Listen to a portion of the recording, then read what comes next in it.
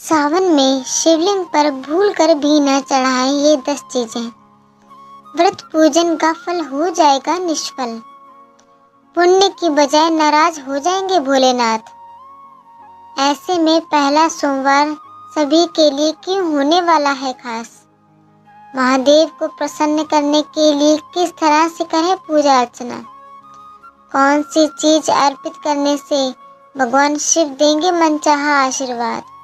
नमस्कार दोस्तों, आप सभी का स्वागत है हमारे अपने YouTube चैनल व्रत वैभव पर। तो चलिए शुरू करते हैं। इस साल 22 जुलाई 2024 सोमवार से सावन के सोमवार की शुरुआत हो रही है। दोस्तों, लोग मनोकामनाओं की पूर्ति के लिए भगवान भोलेनाथ का ध्यान एवं पूजन करते हैं, लेकिन क्या आपको पता है अनजाने में अर्पित की जाने वाली कई कुछ ऐसी चीजें जो शुभ की जगह अशुभ फल दे सकती हैं। तो चलिए जानते हैं कौन सी वो चीजें हैं जो शिवलिंग पर कभी नहीं चढ़ानी चाहिए। शिवलिंग पर कभी भी केतकी का फूल नहीं चढ़ाना चाहिए। पुराने ग्रंथों के अनुसार एक बार केतकी के फूल ने भगवान ब्रह्मा के कहने पर शिव जी के सामने झूठी गवाही दी थी। इसी बात से क्रोधित होकर भगवान शिव ने केतकी के फूल को अपनी पूजा में वर्जित कर दिया था।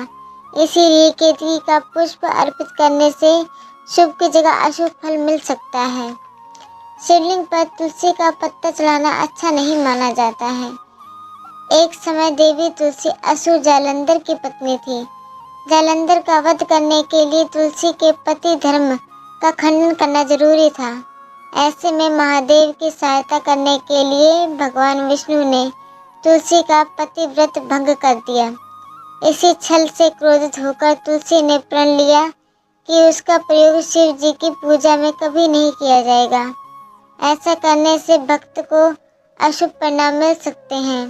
इससे उसकी किस्मत फूट सकती है। मनोकामनाओं की पूर्ति के लिए शिव जी का अभिषेक करना बहुत शुभ माना जाता है, मगर शिव जी के अभिषेक में इस्तेमाल की गई चीजें कभी खानी नहीं चाहिए। कुमकुम, सिंदूर व रोली से अन्य देवी देवताओं की पूजा कर सकते हैं, लेकिन महादेव की पूजा में इनका प्रयोग वर्जित बताया गया है।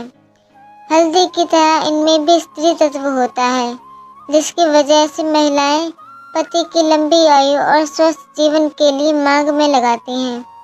लेकिन शिवलिंग की इन चीजों से पूजा अर्चना करना नहीं चाहिए। भगवान शिव वैरागी हैं। ऐसे में उन्हें कुमकुम लगाने से सौभाग्य की जगह अशुभ परिणाम मिल सकते हैं। आप शिवलिंग की पूजा में चंदन या भस्म का प्रयोग कर सकते हैं। भगवान शिव को प्रसन्न करने के लिए चावल के दाने चढ़ाए जाते हैं, लेकिन पूजन में कभी भी ये खंडित यानी टूटे हुए नहीं होने चाहिए, क्योंकि शास्त्रों के अनुसार टूटा हुआ चावल अशुद्ध एवं अपूर्ण माना जाता है। इसे अर्पित करने से पूजन का फल नहीं मिलता है।